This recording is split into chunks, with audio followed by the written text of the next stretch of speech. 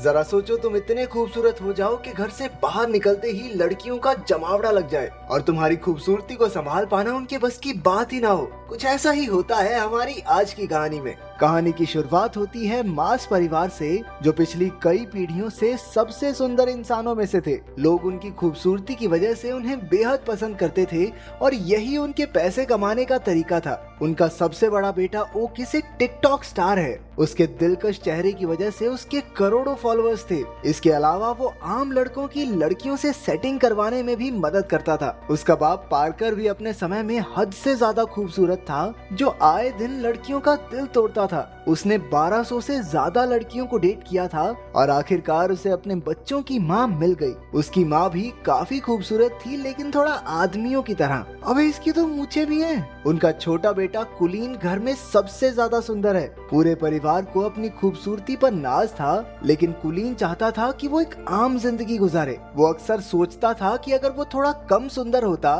तो हर बार बाहर निकलने पर उसके पीछे लड़कियों की भीड़ ना पड़ती। उसके सुंदर चेहरे की एक झलक देखते ही लड़कियां पागल सी हो जाती। किसी की नाक से खून बहता तो कोई अपने बाल नोचकर इधर उधर कूदने लग जाती। नतीजा ये हुआ कि कुलीन की आज तक किसी लड़की से बात तक नहीं हो पाई थी। वो ज्यादा बाहर नहीं जाता था और अब तक घर से ही पढ़ रहा था। कुलीन के पास अपनी मछली के अलावा बात करने के लिए कोई भी नहीं था। वो अकेला ही पत्ते खेलते हुए मछली से बातें करता रहता। उसके इस बर्ताव से उसके परिवार को काफी चिंता हो रही थी। ओकिस कई बार उसे सुंदर लड़कियों की तस्वीरें दिखाकर पंप देता कि जा भाई दुनिया में लड़की लुड़की पटा, क्या कर रहा है तू।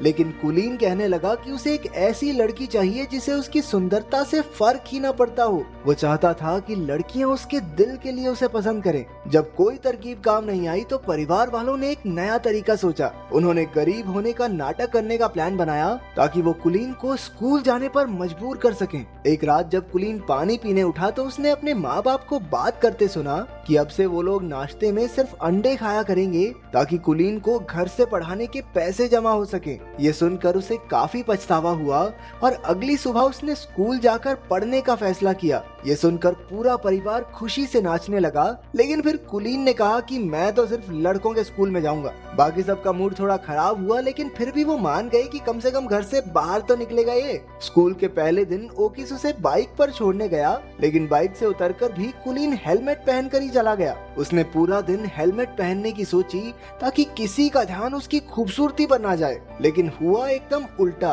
क्योंकि हेलमेट की वजह से सारे बच्चे उसे ही देखने लगे। उसे परेशान करने सिडी नाम का एक लड़का और उसके चेले आ गए। जब टीचर आई तो उसने कुलीन को हेलमेट उतारने को कहा। ना चाहते हुए भी कुलीन को अपना हेलमेट उतारना पड़ा और सबने उसका दिलकश चेहरा देख लिया। इसके बाद तो टीचर सीधा हॉस्पिटल में पहुंच गई, क्योंकि कुलीन को देखते ही उसकी सांसें थम गई थी। कुलीन सीधा घर की ओर भागा, लेकिन बदमाश लड़कों ने उसे रास्ते में ही पकड़ लिया। उसे स्टोर रूम में लाकर वो लोग सुपर हीरोज की तरह अपनी पहचान बताने लगे। ये तीनों पिछले 3 साल से स्कूल में पढ़े थे, क्योंकि सिटी को बस बीबीएम स्कूल की सबसे सुंदर लड़की अमेंडा के साथ ही पार्टी में जाना है। अमेंडा सिर्फ सुंदर लड़कों की बात ही सुनती है, इसलिए उन्होंने कुलीन को अपना डाकिया बनाने की सोची। फिर उन्होंने कीबो नाम के एक शरीफ लड़के को धमकाकर उसका साथी बना दिया। कुछ देर बाद कुलीन प्रिंसिपल के पास इन बदमाश लड़कों की शिकायत करने पहुंचा। प्रिंसिपल बेचारा खुद ही अपने बेटे की वजह से परेशान था। वो उल्टा कुलीन से ही कहने लगा कि लड़की पटवा दे भाई इस बावड़ी मूंछ से,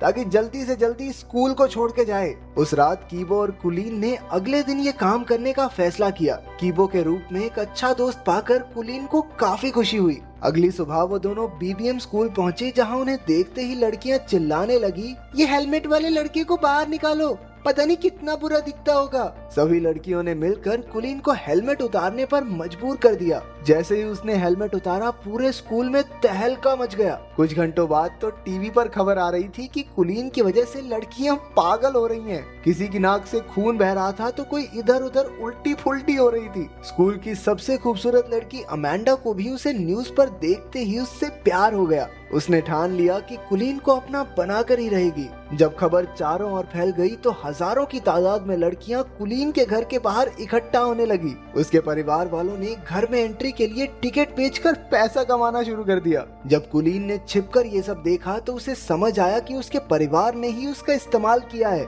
जब उन्होंने उसे कॉल करके घर पर वापस बुलाया तो कुलीन ने लौटने से साफ इनकार कर दिया। और तो और इतनी सारी लड़कियों की वजह से अपनी मछली की बुरी हालत देखकर उसका दिल और टूट गया। अब वो एक बिल्डिंग की छत पर उसे ढूंढ रही लड़कियों से छुपता फिर रहा था। अचानक एक लड़की ने पीछे से आकर कहा, छलांग वलांग मारने का तो प्लान नहीं है ना तुम्हारा?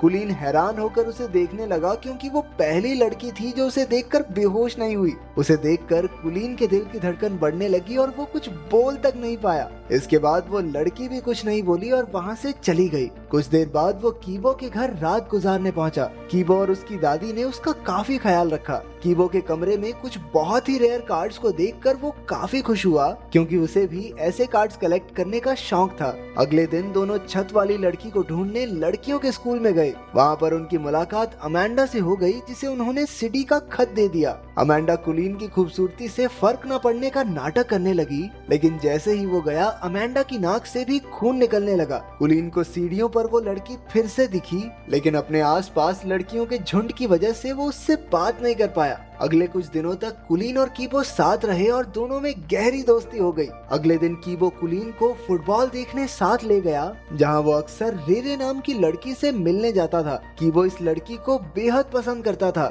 मैच के बाद कुलीन की नजर अचानक उस छत वाली लड़की पर पड़ गई। वो तो बस उसे देखता ही रह गया। तभी कीबो ने आकर उन्हें मिलवाया और कहा कि उसका नाम रेरे है। तब जाकर कुलीन को पता चला कि कीबो भी इसी लड़की को पसंद करता है। रेरे और कीबो काफी अच्छे दोस्त थे और उन्हें साथ देखकर कुलीन को जलन होने लगी। वो रात को ठीक से सो भी नहीं पाया, क्योंकि उसे समझ नहीं आ रहा था कि वो करे क्या। आखिरकार उसे याद आया कि उसका भाई ओकिस भी तो लव गुरु है, उससे मदद मांगनी चाहिए। अगली सुबह कुलीन को अपने सामने देखकर ओकिस की तो आंखें भर आई। वो कुलीन को लड़कियों से बात करने में कब से मदद करना चाहता था। अब तक कुलीन ने अपने परिवार को भी माफ कर दिया था, क्योंकि अगर वो बाहर न जाता तो रेरे से उसकी मुलाकात भी ना हो पाती। फिर दोनों भाई सामान लेने गए, जहां ओकिस ने बताया कि कुलीन उस लड़की को कैसे पटा सकता है। कुलीन ने बिल्कुल वैसा ही किया, लेकिन उसे एहसास हुआ कि वो रेरे को उतना नहीं जानता जितना कीबो जानता है। लेकिन वो फिर भी हार नहीं मानना चाहता था। एक दिन अमेंडा ने लड़कों के स्कूल में आकर कुलीन को अपने जन्मदिन की पार्टी का न्योता दिया और साथ साथ एक फोन भी थमा दिया कि बाबू मुझे इससे कॉल करना, ठीक है? फिर शाम को कीबो, कुलीन और रेरे घूमने गए। वहाँ कुलीन समझ गया कि रेरे भी कीबो को पसंद करती है। उन्हें साथ देखकर उसे जलन महसूस हो रही थी। बाद में कीबो के जाने पर उसने सीधा रेरे से पूछ लिया कि क्या वो कीबो को पसंद करती है। पहले तो रेरे नहीं मानी, लेकिन जब कुलीन ने झूठ कह दिया कि कीबो तो अमेंडा से प्यार करता है, तो अचानक से रेरे का मुंह उतर गया। अब ये साफ था कि रेरे को भी कीबो पसंद है। इसके बाद घर लौटकर कुलीन ने अमेंडा को फोन करके उससे कुछ मदद मांगी, और वो तो कुलीन के प्यार में कुछ भी करने को तैयार थी। फिर अगले दिन अमेंडा के बर्थडे पर कुलीन और कीबो दोनों पहुंचे, तो अचानक से अमेंडा ने कुलीन को छोड़कर कीबो पर ध्यान देना शुरू कर दिया। वो उसे खींचकर साइड में ले गई और तभी रेरे भी पार्टी में आ गई। रेरे की नजर अमेंडा पर पड़ी, जो कीबो को किस कर रही थी। ये देखकर उस बेचारी का दिल टूट गया और वो वहाँ से भाग निकली। उसके पीछे पीछे कुलीन ने भी जाकर अपने प्यार का इजहार कर दिया। रेरे ने जवाब दिया कि वो तो उसे सिर्फ दोस्त ही समझती है। तो कुलीन ने अपने इकलौते दोस्त को धोखा भी दिया और लड़की भी नहीं मिली। अरे इससे बुरा और क्या होगा। उधर सिडी और उसके चेलों ने भी कीबो और अमेंडा को किस करते देख लिया और उन्होंने गुस्से में कीबो की जमकर धुलाई कर दी। कुलीन दूर खड़ा देखता रहा, लेकिन कीबो को बचाने की उसकी हिम्मत नहीं हुई। बाद में वो कीबो को घर ले आया। अपने दोस्त को दर्द से कराहता देख कुलीन को एहसास हुआ कि उसने बहुत बड़ी गलती कर दी है। उसे अपने किए पर बहुत पछतावा हो रहा था और आखिरकार उसने सारी कहानी कीबो को बता दी। इस धोखे से कीबो हैरान रह गया। वो कहने लगा कि अगर उसे पता होता कि कुलीन भी रेरे को पसंद करता है तो वो खुद ही पीछे हट जाता, लेकिन कुलीन के दिए धोखे के बाद से वो उसका दोस्त बनकर नहीं रहना चाहता। कुलीन पूरे 1 महीने बाद घर लौटा। उसने किसी से बात नहीं की और खुद को कमरे में बंद कर लिया। उसे अपने दोस्त की बहुत याद आती थी। घर पर उसकी माँ ने उसे उसकी मछली दी, जो एकदम सही सलामत थी।